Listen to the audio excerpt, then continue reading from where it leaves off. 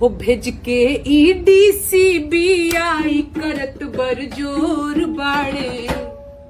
हो भेज के ईडी सीबीआई करत बरजोर बाड़े। साहेब चंदा चोर बाड़े हो। तनिका अनपढ़ तनिका जाहिल थोड़े थोड़ बाड़े। साहेब चंदा चोर बाड़े हो। जी हाँ दोस्तों, भेज के ईडी सीबीआई करत बलजोर बाड़न, साहेब चंदा चोर बाड़न। जी हाँ दोस्तों, इस गाने से नेहा सिंह राठौर ने सीधे सरकार पे हमला बोला है कि जो लोग सवाल पूछते हैं या जो लोग सरकार के ऊपर कुछ सवाल उठाते हैं उन पे सीबीआई या ईडी भेज करके उसको दबाया जा रहा है, यानी जबरदस्ती किया जा रहा है कि तुम सवाल ना पूछो। यहाँ पे तो अभी रीजन ये हो गया कि आप सरकार से सवाल पूछ ही नहीं सकते हैं। अगर पूछ रहे हैं तो या तो आप देशद्रोही हैं या फिर देशभक्त तो बिल्कुल नहीं है। तो इस तरह का सवाल उठा रही है नेहा सिंह राठौर और क्या कुछ कहती है इस गाने में, तो चलिए सुनाते हैं नेहा सिंह का ये गाना। हो भेज के ईडी सीबीआई करत बरजोर बाड़े। हो भेज के ईडी सीबीआई करत बरजोर बाड़े। साहेब चंदा चोर बाड़े हो। तनिका अनपढ़ तनिका जाहिल थोड़े थोड़ बाड़े। साहेब चंदा चोर बाड़े हो। तनिका अनपढ़ तनिका जाहिल थोड़े थोड़ बाड़े। साहेब चंदा चोर बाड़े हो। कैसे चंदा चोर बाड़े?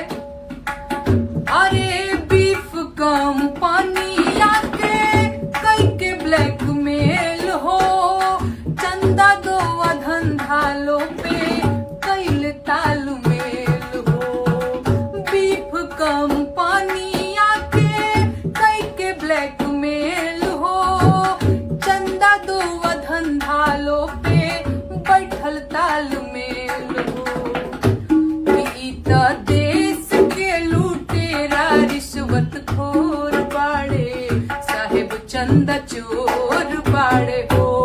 ई त देश के लुटेरा रिश्वत खोर बाड़े। साहेब चंदा चोर बाड़े हो। देश में कोरोना के जब आफत आइले। साहेब तब आपदा में अवसर भुनैले। देश में कोरोना के जब आफत आइले। साहेब तब आपदा में अवसर भुनैले। हे वैक्सीन वालन के कमाई के ना और छोर बाड़े। साहेब चंदा चोर बाड़े हो। तनिका अनपढ़ तनिका जाहिल थोड़े थोड़ बाड़े। साहेब चंदा चोर बाड़े हो। इलेक्टोरल बॉन्ड बा बड़का घोटाला। देश के इकोनॉमी के निकलल दिवाला। के दोनों ठग के हाथ में देश के बागडोर बाड़े। साहेब चंदा चोर बाड़े हो।